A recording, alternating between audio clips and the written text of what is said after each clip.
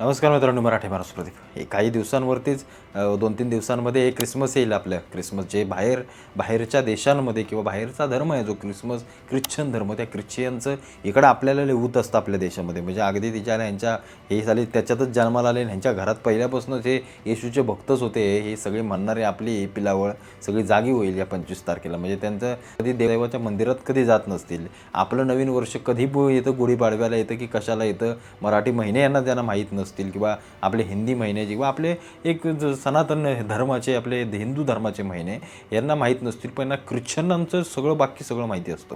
त्यांना माहिती असतं सेंटा काय घेऊन येणार आहे आणि काय देणार आहे ह्यांच्या हातामध्ये, या सगळ्या गोष्टी माहिती असतात यांना. हे एवढे यांची पिलावळ वाढले आणि एवढ्या सगळ्या गोष्टी हे करतायत की हे डोक्याला वीट आलं हे सगळं बघून.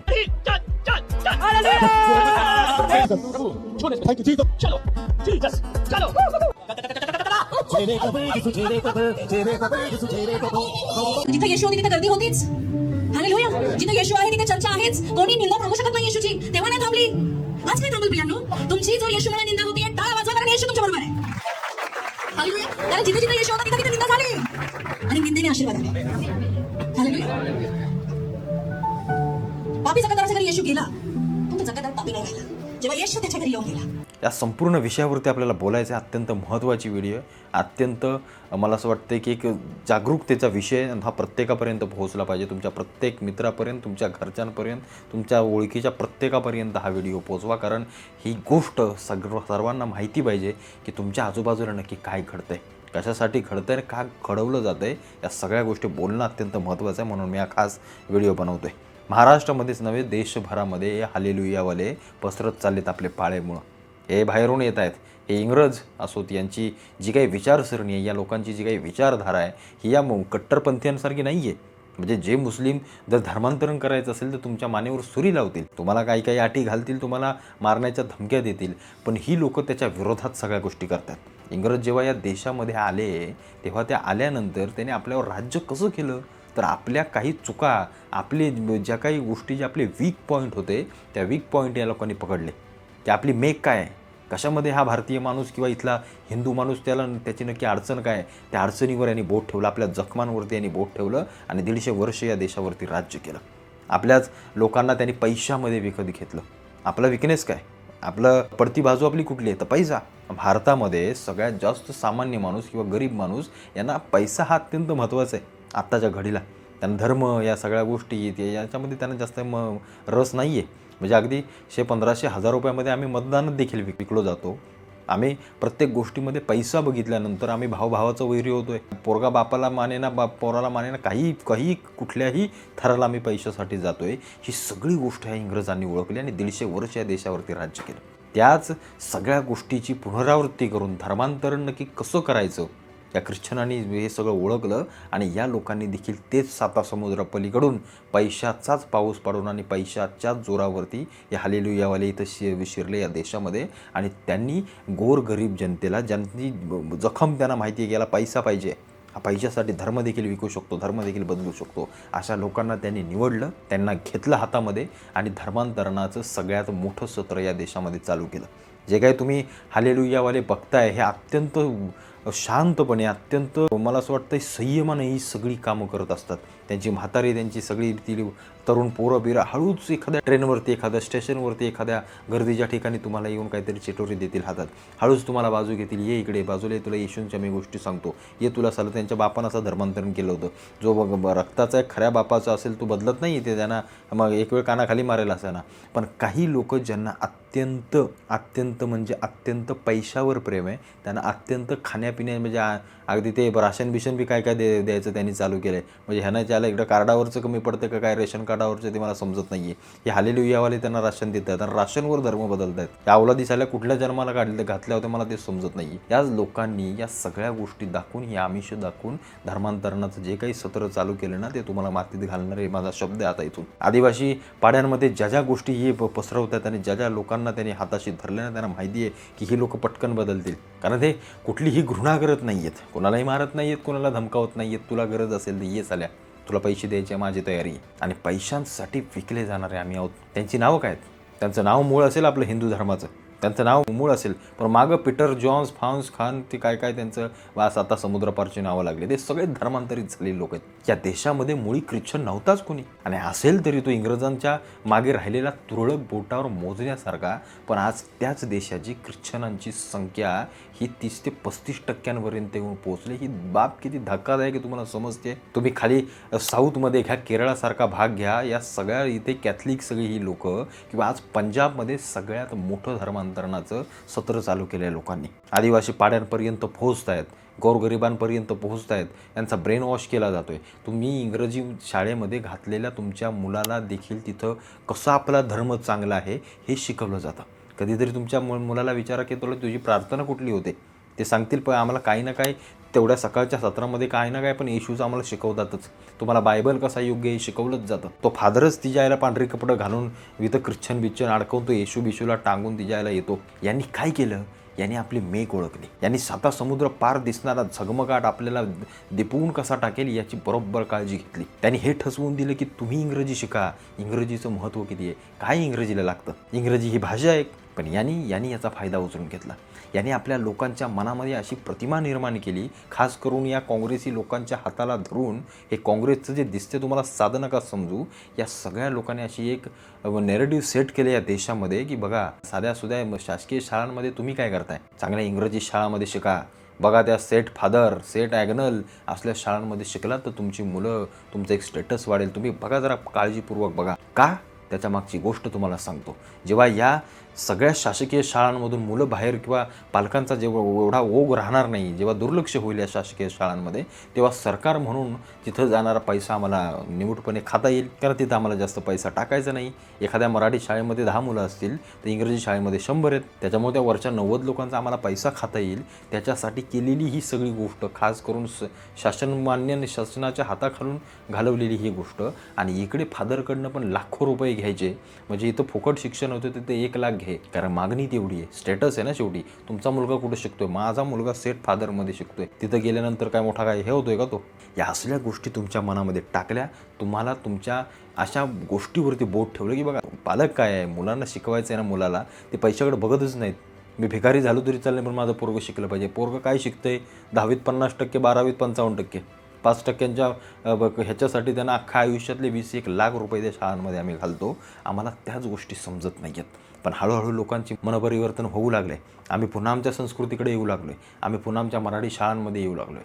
तुमच्यातली आमच्यातली आपण कित्येक मुलं जिल्हा परिषदांच्या शाळांमध्ये शिकून देखील आज जीवन कसं जगावं याचा आयाम घालून ठेवतो आहे.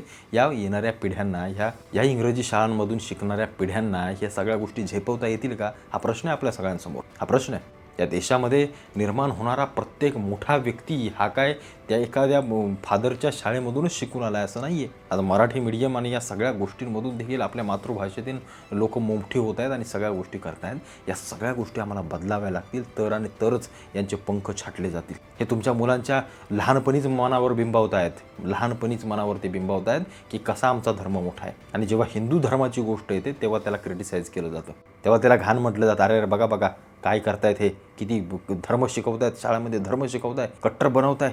हिंदूंनी केलं की त्याच्यावरती आवाज उठवला जातो. मदरशांमध्ये मुस्लिम काय शिकवतात हे काय तुम्हाला सांगायची गरज नाही, त्याच्यावरती आवाज नाही उठवत. या आता तर आपले दलित बांधव अरे कुठच्या मार्गाला जाते मला तेच कळत नाही. त्यांचं तिसरंच काहीतरी चालू आहे, तिसऱ्याच मार्गाला गेलेत. म्हणजे ज्या बाबासाहेबांनी शिक्षण घ्या म्हणून सांगितलं, यांचं तिसरंच काहीतरी चालू आहे. ते मुसलमानांच्या नादाने वाह्यात होत चाललेत. आम्ही काय करतोय ना की आम्हाला समजलं पाहिजे, आम्ही समाज म्हणून काय कुठला धर्म नाही. समाज म्हणजे 18 पगड जातीचा आणि 12 बलुतेदारांचा कित्येक धर्मांचा हा समाज असतो. याला शब्द का दिलाय समाज. या सगळ्या गोष्टी आम्हाला विचार कराव्या लागतील. कारण हे बाहेरून 7 समुद्र पार होऊन आलेले इथं ज्यांनी 150 वर्ष तुम्हाला ओरबडून काढलं, या देशाला ओरबडून काढलं, या इंग्रजांनी, या कॅथलिक लोकांनी, या चर्चवाल्या लोकांनी, या फादरा बिदरांनी तुम्हाला मारून टाकलं. तुमच्या कित्येक वर्षांनी ह्याच्यावरती राज्य केलं इंग्रजांनी. आम्ही पुन्हा त्यांच्याच हातात द्यायचं आहे आम्हाला देश, आम्हाला सर्व त्यांच्याच पुन्हा हातात द्यायचं आहे. प्रत्येक हिंदूने विचार केला पाहिजे, आमच्या प्रत्येक दलित बांधवांनी विचार केला पाहिजे. बाबासाहेब सांगायचे ना, हे मुसलमान त्या देशाचे होऊच शकत नाहीत, पण हे इंग्रज या देशाचे आहे असं दाखवतील, पण ते देखील मनातून नसतील. ही आमच्या बाबासाहेबांची गोष्ट आहे. 350 वर्षापूर्वी छत्रपतींनी देखील हेच सांगितलं की हे या मातीचे कधी होऊ शकत नाहीत, कारण या नाळच नाही आहे या मातीशी यांची. हे सगळे बाहेरून आलेले इथं फक्त येतील राज्य करण्यासाठी. तेच होत आहे आज देखील. सूक्ष्मपणे होते, पण तुम्हाला समजत नाही आहे. तुम्हाला समजत नाही आहे कारण तुमच्यासमोर जे जे आणलं जातं आहे ना, ते आम्ही फक्त घेतो आहे. अरे पण साला त्यात खरं काय, वाईट काय, चुकीचं काय, त्याचा अभ्यास तर कर त्याचा. या 60 वर्षामध्ये जे काही काँग्रेसनं केले ना, धर्मांतरणाच्या सगळ्यात जास्त गोष्टी किंवा सगळ्यात जास्त जर आकडे कोणाच्या सरकारमध्ये असतील तर ते यांचे आहेत. हे कॅथलिकवाले इथं पोचले कसे हे फादर बिदर. इंग्रजी शाळा कोणाच्या काळात उभ्या राहिल्या? कुठं होती आमची गुरुकुल तुमची मारण्यात आली. हिंदू संस्कृती, हिंदू संस्कार जिथं शिकवत होते संपवून टाकल्या गुरुकुलांना यांनी आणि फादरांच्या शाळा उभ्या केल्या. इकडूनही पैसा खायचा आणि शासनाकडून जाणारा गव्हर्नमेंटच्या शाळांमधूनही पैसा खायचा. इकडं धर्मांतरण शिकवायचं, मदरशांमध्ये धर्मांतरण शिकवायचं आणि इकडं हिंदूंच्या याच्यामध्ये यांना सांगायचं काय रे इकडे काय शिकताय, तुमची काय लायकी बिकी आहे की नाही, जा तिकडं जा, बघा आपल्या फादरचा बायबल शिका, बायबल काय सांगतो ते बघा. जरा तुमच्या शाळांमध्ये, इंग्रजी शाळांमध्ये जाऊन पोराबिरांच्या जरा डोकावून बघावं काय शिकवलं जातं. जरा विचार करा, व्यवस्थित विचार करा, बारीक सारीक विचार करा. आणि हे हालेलुयावाले येसू बिसू, एक विचारला काल माझ्या पोराला किडनी नव्हती, येसूच्या कृपेने 2 दिवसात किडनी आली. मास्टर या बहिणीचा हा मुलगा आहे, हा जेव्हा त्याच्या पोटात होता डॉक्टरांनी सोनोग्राफी करून सांगितलं की याला किडनीच नाहीये, नो किडनी. जन्म झाल्यानंतर ही सोनोग्राफी केली, त्याला किडनीच नव्हती. असं 3 वर्ष झालं. पण सिस्टर म्हणतात की आम्ही चर्चला येत होतो, प्रभू येशूकडे प्रार्थना करत होतो, 3 वर्षानंतर प्रभू येशूच्या कृपेने त्याची किडनी त्याला परत मिळाली. देवाला धन्यवाद. हे बरोबर बरोबर आहे आहे. काय सांगा, तुम्ही सांगा. 9 म्हणजे पोटात होता तेव्हा सांगितलं 7व्या महिन्यात ह्याला किडनी नाहीये. नाही म्हटलं. झाल्यानंतर पण केली सोनोग्राफी, नाहीच म्हटलं. 3 वर्षांनी किडनी परत त्याला मिळाली. कसं कळलं तुम्हाला त्याला? सोनोग्राफी केली. सोनोग्राफी ती किडनी दिसली मग. सीरियसली म्हणजे हा चमत्कार आहे. चर्च में आने के बाद हां, चर्चमध्ये आल्यावर. Praise God, thank you Jesus. Pushpa Diwalkar Pushpa Diwalkar Pushpa Diwalkar त्यांचं नाव आहे. आज 9 वर्ष झाली. आज माझ्या 3 मणी सरल्या आणि आता 1 वर्ष झाली माझ्या 2 किडन्या गेल्या. देव बोलला, आता डॉक्टर बोलले की आता वाचू शकणार नाही, आता गोळ्यावर फक्त राहणार. तर मी गोळ्या सुद्धा बंद केला. मी बोलला आता काय गोळ्या खाऊन फायदा आहे, असं पण जायचं आणि तसं पण जायचंच आहे मला. आम्ही सांगता ब्रुस सांता करून नाना तुमच्या विश्वाचं नाव काय? कमलाकर. आणि यांचं नाव पुष्पा.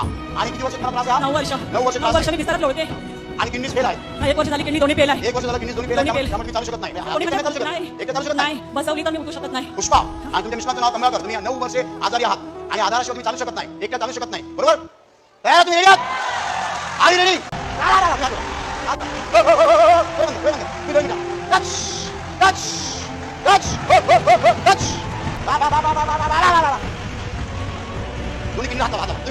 येशूच्या पैदनावात, येशूच्या पैदनावात तुमच्या दोन्ही किडनी बरे होत.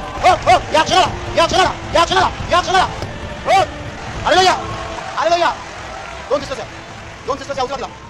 पुष्पाताई उभ्या येशूच्या नावाने, येशूच्या पैदनावात तुमच्या दोन्ही किडनी बरे झालेल्या आहेत. हो तुमच्या दोन्ही किडनी बरे झाले. चला हो चला. नाही काय झालं, मी खाली पडलो होतो, पण ज्यावेळेस पुन्हा उभा राहिलो मला माझा हात पूर्णपणे हलवता येतो आणि जो हालेलुया. आजच्या प्रार्थनेत शेवटच्या प्रार्थनेत खाली पडलो होतो. आपण बोललो पण होता बरं. आता काही त्रास होत नाही. हालेलुया.